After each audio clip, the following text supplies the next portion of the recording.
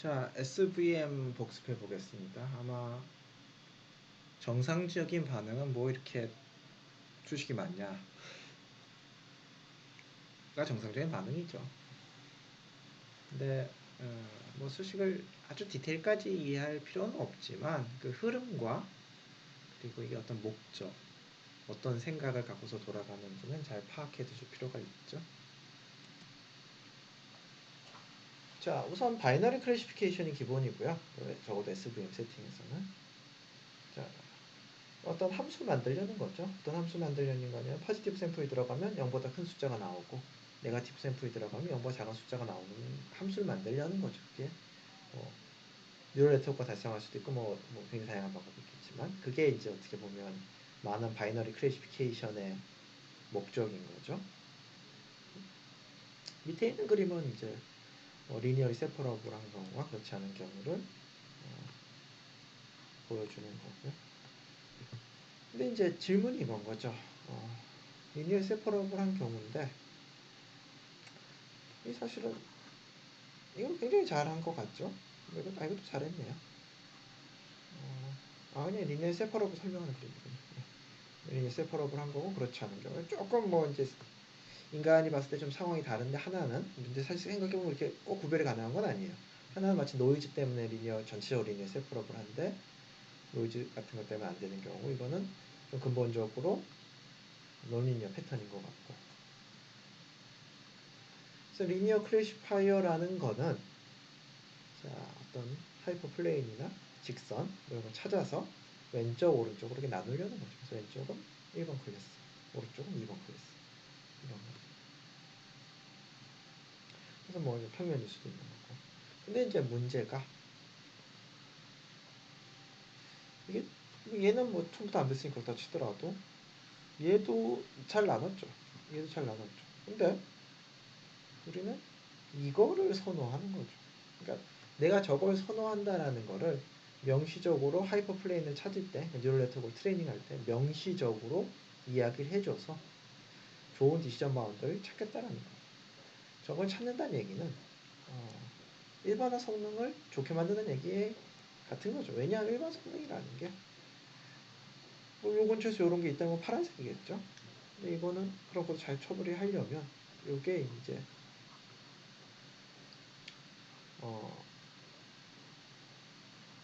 이렇게 된 게 이제 좋은 거죠.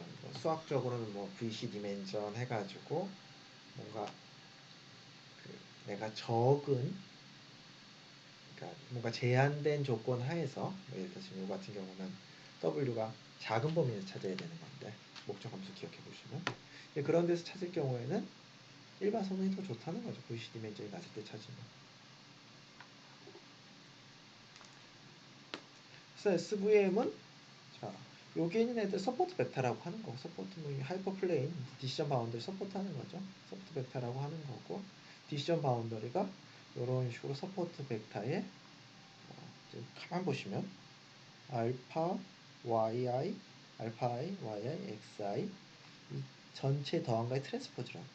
그러니까 이게 보시면 결국은 어떤 w인데 왜 펜이 안 나오죠? PDF에서 예. 이게 이제 W인 거죠. 이게 WTX인 건데 그 W가 서포트 벡터의 뭔가 웨이티드 썸으로 된 거죠. 서포트 벡터. 그러니까 디시전 바운드리 서포트 벡터의 썸으로 하겠다. 그러니까 XI랑 YI 주어진 거잖아요. 그렇죠? 알파 M을 결정하면 되는데 알파 I가 0 또는 1인 거죠. 0 또는 1이 아니라 대부분이 0인 거고 그 다음에 이제 많은 경우가 0인 거고 0이 아닌 게 좀 제한이 되는 거죠. 그러니까 내가 갖고 있는 서포트 벡터들의 웨이티드 썸으로 근데 많은 경우엔 0인 거죠. 그래가지고 그것들의 리니어 컨비네이션으로 디시전 바운드를 결정하겠다. 근데 이제 뭐 어쩌고저쩌고 해봤더니 결국은 요게 큰 게 요게 이제 마진인 거고 요게 큰 게 좋더라는 거죠. 그래서 어떻게 포뮬레이션을 한 거죠? 이렇게 포뮬레이션을 한 거죠. 이 W는 줄이고 요게 커야 되니까 W는 줄이면서 뭔가 트레이닝 셋은 잘 구별했으면 좋겠다. 그러니까 이 디시전 바운더리를 어떤 이런 옵티미제이션 문제로 모델링한 거죠.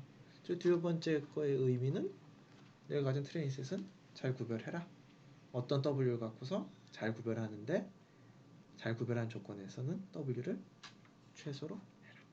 혹은 잘 구별하는 조건 하에서 마진을 최대로 해라라는 거죠. 그러니까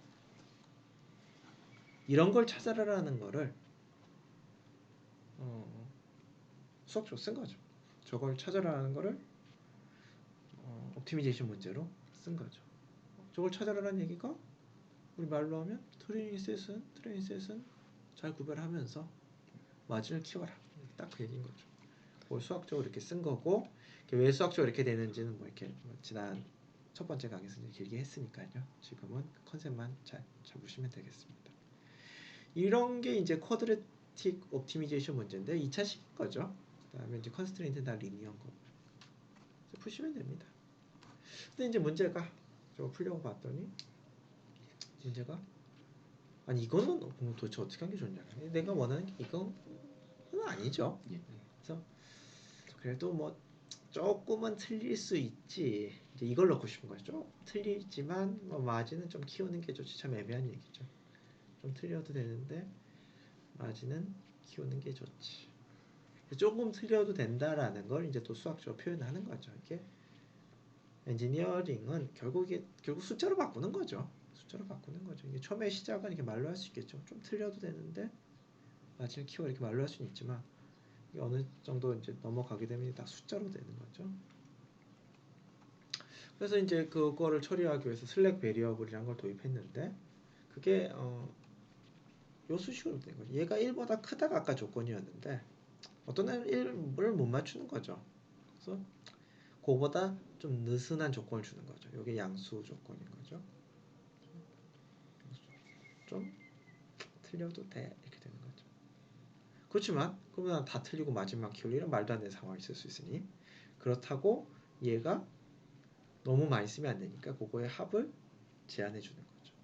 이렇게 그거의 합은 너무 많이 쓰면 안 되는데 마진은 키워 이런 거죠. 그러니까 좀 틀려도 되는데 마진은 줄이는데 뭐 틀리는 거에 대해서 페널티는 받아야지 뭐 그런 느낌인 거죠. 그래서 저 수학 문제를 풀면 뭔가 좀 틀리면서 마진을 키운 디시전 바운더리가 나오는 거죠. C는 그 두 개의 트레이드 오프인 거죠. C를 무한대로 둔다는 얘기는 너는 하나도 틀리면 안 된다. C가 엄청 작은 값이라면 막 틀려도 된다는 거죠. 페널티를 안 받으니까. 극단적으로 C가 0이면 아무것도 할 거 없죠. 뭐든지 그냥 이걸만 큰 값을 만들어서 다 해결이 되니까. 그래서 이제 C는 여러 가지 값에 대해서 테스트를 해볼 수밖에 없죠. 이거에 대해서 뭐 선언적으로 뭐 C가 얼마가 좋다 이렇게 얘기할 수가 없죠. 사실은. 그렇기 때문에 이제 C를 결정하는 게 이제 밸리데이션 셋에 대해서 결정하는 거고 뭐 그 외엔 딱히 방법이 있을 수가 없죠.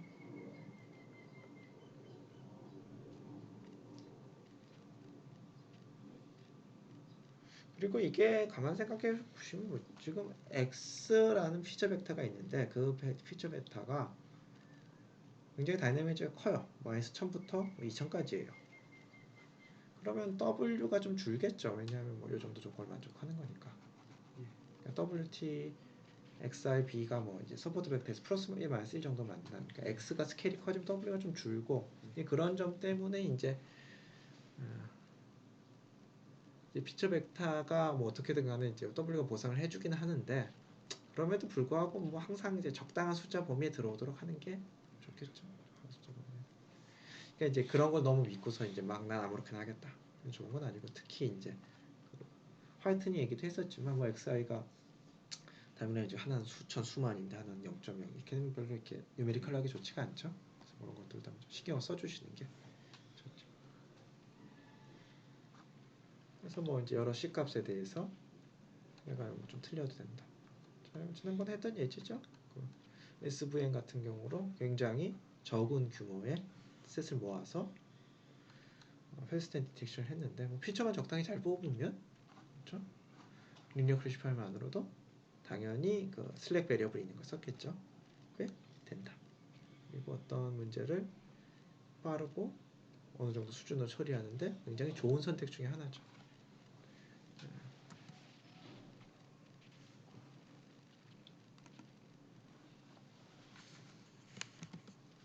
자, 그래서 이제 SVM 얘기가 끝났는데 되게 허무한 거죠. SVM은 사실 수식자 들어봐서는 그냥 리니어 퍼셉트론인 거죠. 수식자 들어봤을 때. 리니어 퍼셉트론이 가지는 모든 단점들을 모든 단점이라기 그렇지만 리니어 퍼셉트론이 못 푸는 문제는 여전히 못 푸는 거죠. 그게 논리니어 패턴이었던 거죠. 그래서 이제 그거를 해결하는 게 이제 커널 SVM인 거고 논리니어 SVM인 게 이제 그건 거고 이제 그 문제를 이해하려면 그 포뮬레이션 이해하려면 듀얼 프로블럼에 대해서 아셔야 되는 거죠. 자, 이게 이제 프라이머리 원래 프로블럼의 세팅이었던 거죠. 그리고 요 조건, 그러니까 요게 이제 여기까지만 보면 트레이셋을 잘 구별해야 된다는 거고, 요게 있으면 트레이셋을 요만큼 구별 못한 거죠. 그 사이라고 볼까요? 근데 마진은 키우되 어떤 틀 그런 거에 대해 느슨하게 할 때는 페널티는 받아야 되는 거죠. 따지고 보면 이거는 왜 제곱이어야 될까? 이게 1승이 아니고 이건 또 왜 1승이 아니고 그러니까 제곱이 아니고 이게 뭐 그런 것들이 있죠. 사실은 좀 그렇죠. 이거를 왜 제곱을 했냐 이런 것도 사실 이제 대답하기 참 어려운 문제죠.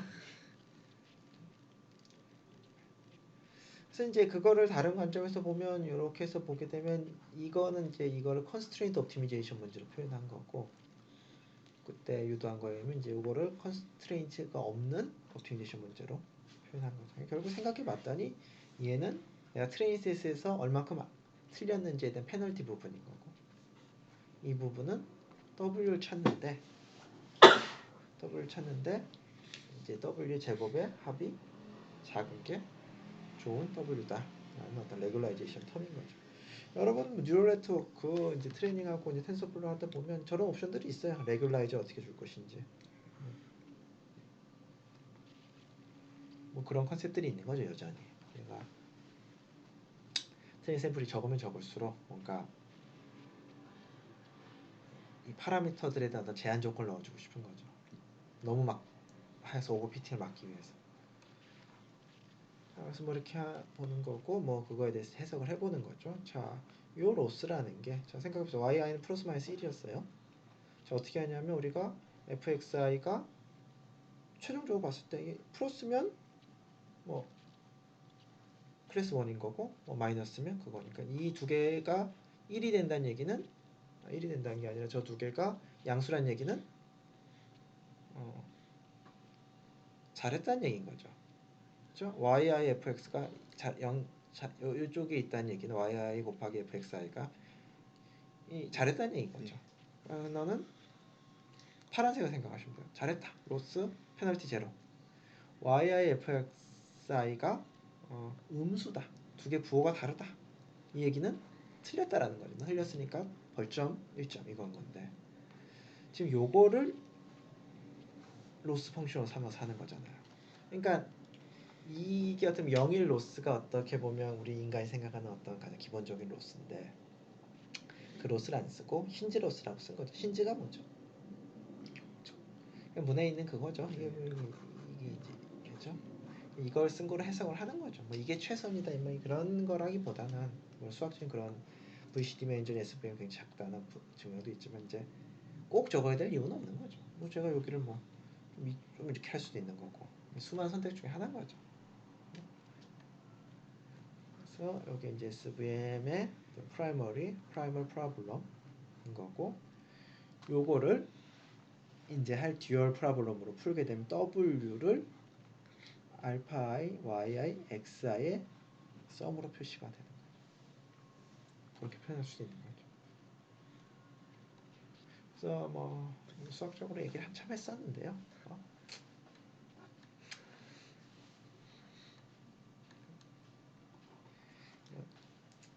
뭐 그냥 앞에 있는 동영상 보시면 되고 뭐 지금 다시 그거 복습하는 건 아니에요. 결국은 W를 찾아봤더니 이렇게 쓸 수 있다라는 거죠. 그리고 알파를 어떻게 결정하면 된다? yi랑 xi는 다 아는 거잖아요. 알파 어떻게 결정하면 되냐?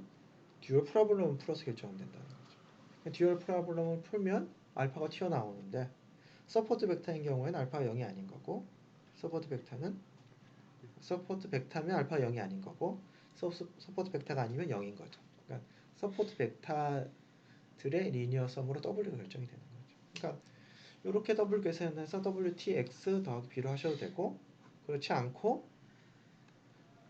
여기서 X 새로 들어온 테스트 X와 XI의 내적으로만 계산하실 수도 있는 거죠. 그렇죠?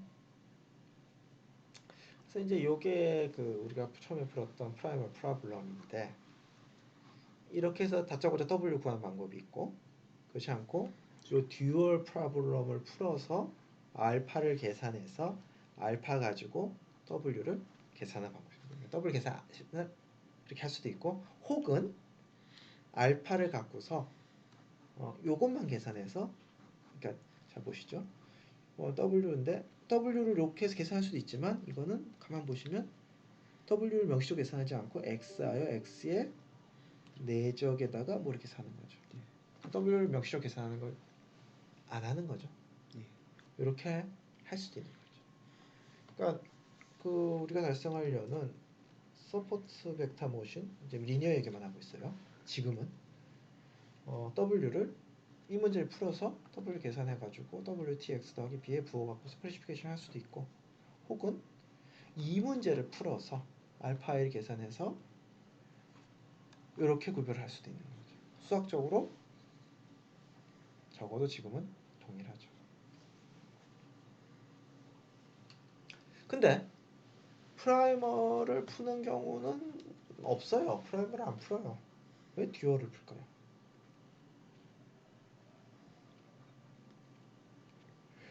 듀얼 이게 사실 이제 사람이 푸는 거고 인간이 만든 알고리즘 푸는 거니까 사실은 뭐 그리고 문제가 규모가 크니까 이 글로벌 옵티멈을 전제하더라도 찾는 게 쉽지는 않죠. 그 근처에 가는데 제가 알기로는 듀얼 프로블럼을 찾으면 좀 더 옵티미제이션이 잘 되는 걸로 알고 있어요. 근데 그거는 별로 중요한 이유가 아니에요. 이제 그건 마이너한 이유인 거고 진짜 큰 이유는 뭐예요? 프라이멀과 듀얼이 사실은 완벽한 해를 구한다면 서로 이렇게 호환 가능하지만 각 문제의 특성이 엄청 다른 거죠.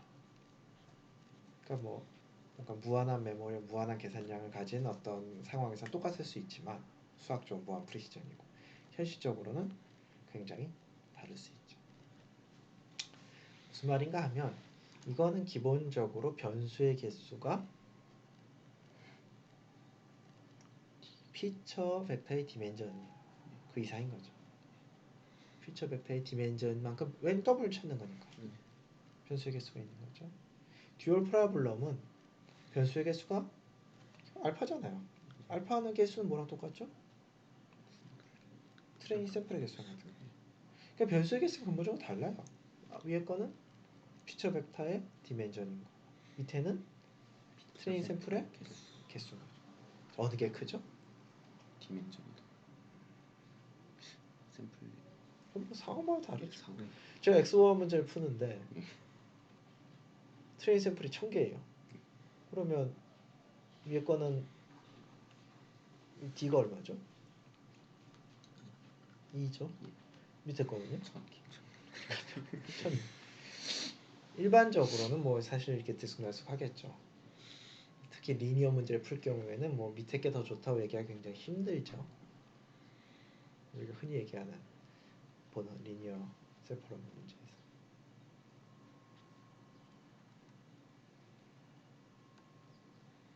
그렇죠? 이렇게.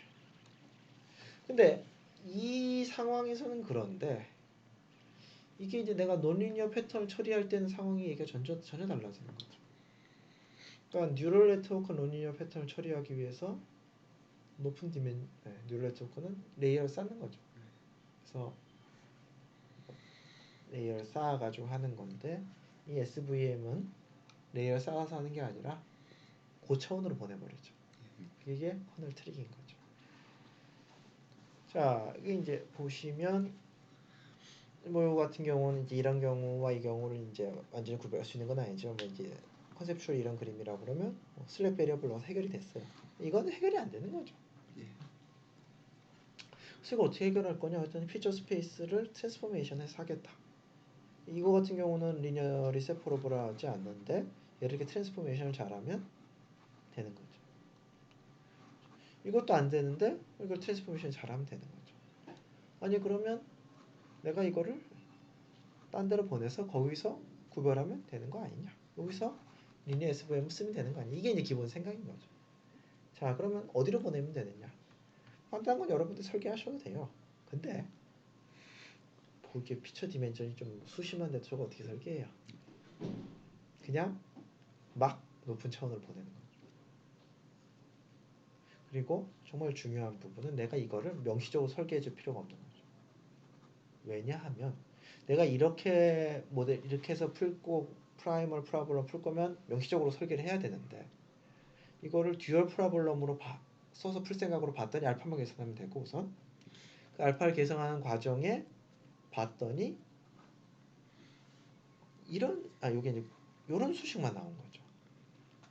내가 보내서 내적을 한 개 계산을 해야 되는데 중간값은 내가 꼭 알 필요가 없는 거죠.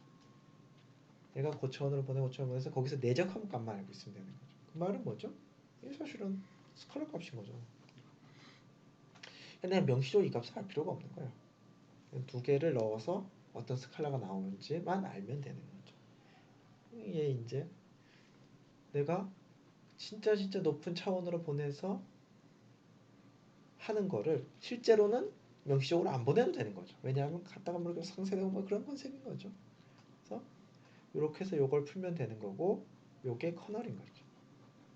그리고 인퍼런스 할 때도 명시적으로 보낼 필요가 없는 거죠. 이렇게. 그래서 이게 커널 트릭인 겁니다. 정리해 봅시다. SVM, 리니어 SVM은 뭔가 이걸 최적화 문제를 모델링해서 풀겠다. 이제 슬랙 베리어블까지 들어간 거죠. 리니어는 다 끝났어요. 그러고는 생뚱맞게 그 리니어 프라블럼을 푸는데 뭐 듀얼로도 풀어보자. 그래서 좀 다른 식으로 포뮬레이션을 했어요. 수학적으로 동일해요. 이 포뮬레이션에는 변수의 개수가 기본적으로 트레인 샘플 수에 비례하고 그다음에 알파만 계산하면 되는 거예요. W랑 알파랑 호환 가능한 거. 자, 그래서 이게 끝났는데 자 이제 논리니어 패턴을 해보겠다는 거죠. 논리니어 패턴을 해보겠다는 건데 기본 아이디어가 고차원을 보내준다.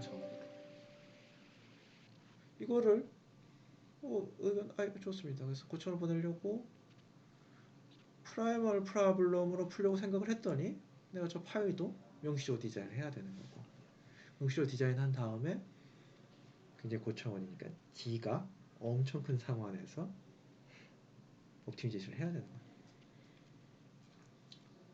근데 아까 봤던 듀얼 프라블럼에 넣어서 봤더니 파이가 필요가 없어요.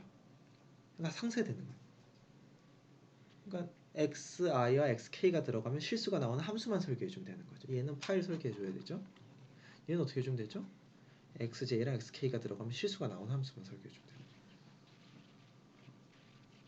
그러니까 내가 설계해야 될 게 굉장히 적어지는 거예요. 더군다나 100만 차원으로 보내도 돼요. 그게 나한테 어떤 페널티도 주지 않아요.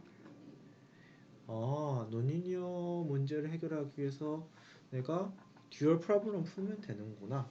그 다음에 파이가 아니라 K 커널을 설계하는데 커널은 실제적으로 저기 굉장히 높은 차원에 가는 개로 설계를 하면 되겠구나. 이렇게 되는 거죠. 자, 그래서 구별은 이렇게 되는 거죠. K. 그다음 트레이닝은 이렇게 하면 되는 거. 그러니까 보시면 얘는 그냥 XJ, XK 주어진 거잖아요. 그냥 새로운 테이블인 거죠. 그러면 계산량 측면에서 봤을 때 이걸 만들어야 되긴 하지만 리니어 프로블럼 푸는 거랑 차이가 없죠. 근데 프라이멀 프로블럼은 완전히 다른 완전히 황당한 문제가 돼버리는 거예요. 이렇게 푸는 겁니다. 자, 그럼 커널을 어떻게 구하면 되느냐? 자, 뭐 몇 개가 있어요. 이것도 뭐 그런 예 중에 하나인데 지금 이거 같은 경우는 제곱 2차식으로 만든 거죠. 자, 이렇게 명시적으로 디자인할 필요 없이 내적한 거에 제곱만 하는 게 커널이 굉장히 단순한 거죠. 내가 여기다 내적한 거에 제곱을 하면 실제로 이렇게 한 거죠. 앞에 그 얘기가 나오지 않았나요? 이거. 이 문제 같은 경우는 제가 커널을 내적한 거에 제곱을 썼으면 되는 거죠.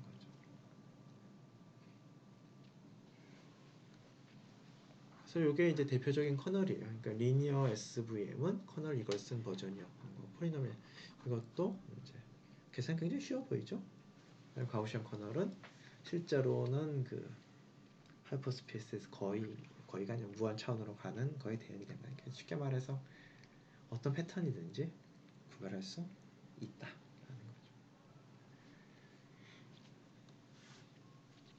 그래서 뭐 커널을만 디자인하게 돼 이제 상황에 따라서 커널이 어떻게 보면 일단 두 개가 얼마큼 비슷한가에 대한 매저라서 그래서 내가 디자인을 하고 그게 이제 유효한 커널이지 유효한 커널이라는 거는 수학적으로 파이가 존재할 수 있는지 그거겠죠.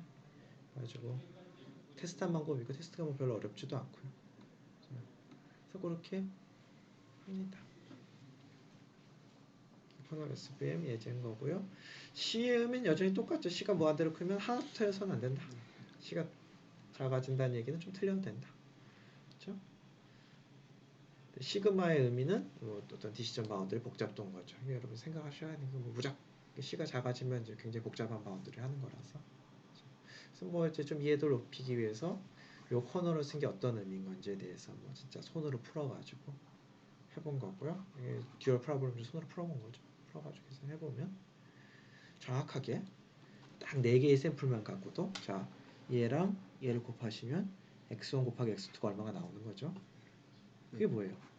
x1 곱하기 x2가 1, 3과 2, 4, 4분면을 딱 구별하는 딱 그건 거죠. x1 곱하기 x2가 양수면 1, 3, 4분면 음수면 2, 4, 4분면 그 다음에 이제 원 클래스 SVM이랑 서포트 벡터 데이터 디스크립션인가요? 뭐냐면 이건 이제 요즘에도 많이 쓰는 기술인데요. 원 클래스 문제를 처리하는 거. 원 클래스가 사실은 굉장히 골치 아픈 상황이죠. 굉장히 중요한데 정상적인 경우만 찾다 본 거예요. 사람 할 수 있는데 그래놓고는 뭐 이제 지하철에 CCTV가 설치되어 있다면 대부분 정상적인 상황이 계속 찍히겠죠. 그건 뭐 굉장히 많이 있어요. 근데 비정상적인 상황에 알람을 울리고 싶어요. 비정상적인 거에 상황에 샘플이 있을 수 있나요? 있을 수가 없죠. 어떤 경우는 불이 나서 비정상적인 거고 어떤 경우는 뭐 지진이 나서 이게 사실은 정상이 아니라는 게 비정상인 거지 비정상이 어떤 패턴이 있는 게 아니잖아요. 그러니까 원클래스라는 거는 이제 그런 상황인 거죠. 그랬을 때 정상을 이렇게 잘 뭉쳐놓는 바운드를 찾는 거죠. 정상을 잘 이렇게 최소한으로 커버하는 이게 원클래스 SVM이고 그런 점에서는 SVM이 굉장히 합리적인 선택이죠. 현실적으로 사실 대안이 뭐가 있을까 싶을 정도의 그러니까 정상 애들 잘 이렇게 모아놓는 최소한의 바운더리로 그렇죠? 그래서 이거 같은 경우는 정상적인 애를 잘 하는 요 바운더를 찾는 걸 스트럭처럴 모델링 한 거고 이거를 이제 커널 트리까지 쓴다면 이제 임의의 바운더를 표시할 수 있는 거죠. 그래서 그거 같은 경우 포뮬레이션을 해본 거고 뭐 이런 꼴이 나와요. 데이터 디스크립션, 서포트 팩터 데이터 디스크립션도 비슷한 컨셉인데 얘는 정상을 중심이 A고 반지름이 R인 거기다 넣는 건데 반지름은 최소로 해라. 어기는 건 최소로 해라. 하는 거죠. 그래서 그것도 옵티미제이션 문제를 푸는 거죠. 이것도 커널 트릭을 쓰면 사실은 뭐 임의의 모양이 되니까 앞에 거랑 이제 차이가 뭐냐 싶은 거죠. 차이가 뭐 없을 거예요. 수학적으로도. 이걸 풀면 되는 거고. 그래서 SVM은 큰 틀에서 이해하시면 됩니다. 뭐 수식 속에 빠져가지고 너무 헤매실 필요 없고 큰 틀에서 보시면 되는데 우선 적은 수의 데이터가 있을 때 뭐 굉장히 괜찮은 얼터너티브 중에 하나인 거고 그거는 내가 데이터를 잘 구별하면서 마진을 키워라. 이걸 이제 수학적으로 표현해서 컨스트레인트 옵티미제이션 문제를 풀어서 해결하는 거고 그 다음에 예외적인 걸 좀 처리하고 슬랙 베리어블이 도입된 모델링을 한 거고 걔를 프라이멀로 푸는 게 우리가 그냥 기본 생각인데 걔를 듀얼로 푸는 게 똑같아. 근데 듀얼로 푸는 게 내가 논리니어한 케이스에 대해서 생각을 해봤더니 더 잘 된다기보다는 프라이머는 못 풀어 프라이머는 안 되는- 불가한 안 상황을 듀얼로는 가능한 거고 실제로 봤더니 계산량이 늘지도 않는 거예요. 계산량. 그래서 커널 트릭이란 말이 딱 그거죠. 나온 거. 그렇게 된 거고 그다음에 이제 중요한 게 원클래스 SVM 서포트 벡터 데이터 디스크립션은 여전히 원클래스 상황에서 쓸 수 있는 방법인 거. 그럼에도 불구하고 자, 이 근본적인 한계가 있긴 하죠. 근본적인 한계가. 이 딥러닝과 비교해서 근본적인 한계가 있는데 자, 결국 이제 이거로 구별을 하는 거죠. 그렇죠? 자, 이거 수식을 다시 써보면 이거로 구별을 하는 건데 자, XI를 제가 R만 잘 모아놨다 하더라도 그냥 이미지라고 합시다. XI 이미지인 거죠. X는 새로 들어온 이미지인데 이 커널 이거에 의미에 대해 생각해 보시면 뭐 어떻게 수학적으로 어떻게 얘기를 하던 간에 결국 XI와 X의 어떤 시뮬러티를 잰 거예요. 두 개가 얼마큼 비슷한지. 자, 가우시안 커널 생각해 봅시다. XI 빼기 X의 제곱에 뭐 한 거잖아요. 그러니까 이미지 두 장이 들어왔는데 두 장을 빼가지고 제곱해가지고 뭘 했어요. 그러니까 뭔가 하이레벨 피처가 하나도 안 들어간 거죠. 그냥 얘랑 비슷한가? 그러니까 내가 1000장의 이미지가 있으면 새로운 이미지가 들어오면 1번과 비슷한가 2번과 비슷한가 뭐 이런 것들을 그냥 빼가지고 제곱 이렇게 한 거죠. 그러니까 하이레벨 피처가 들어갈 여지가 없어요. 이게 수학적으로 이런 어떤 우아한 측면이 있지만 그런 어떤 피처 익스트랙션이라든지 이 딥러닝의 어떤 그런 요소들이 전혀 없는 거죠. 그래서 이 SVM을 잘 쓰려면 정말 피처를 잘 뽑아서 쓰거나 뭐 그런 게 필요하지. 그냥 뭐 저 수학적으로 뭐 모든 패턴을 구별할 수 있으니 뭐 그건 사실 아닌 거죠. 이게 굉장히 로레벨적인 거죠. 내가 들어오면 그냥 두 장 이미지 비슷한지 재가지고 하겠다. 근데 우리 CNN 봤을 때 어떤 피처가 얼마나 고도화가 되고 보셨죠. 그러니까 그런 개념이 없는 거고 그렇기 때문에 주된 굉장히 큰 문제들 어렵고 뭐 이런 문제들은 딥러닝이 압도적인 성능을 보이는 거고 그렇지 않은 상황에서 이제 내가 유효한 거지. 지금 적어도 지금 상황은 그렇습니다. 그래서 뭐 항상 그렇듯이 적절한 상황에 적절한 기술을 쓰는 거지. 모든 상황이 이 기술이 좋다 그러면 그 기술은 이제 잊혀졌겠죠, 사라졌겠죠. 근데 이렇게 얘기하는 거는 이제 상황을 잘 보시고 쓰시면 되겠습니다.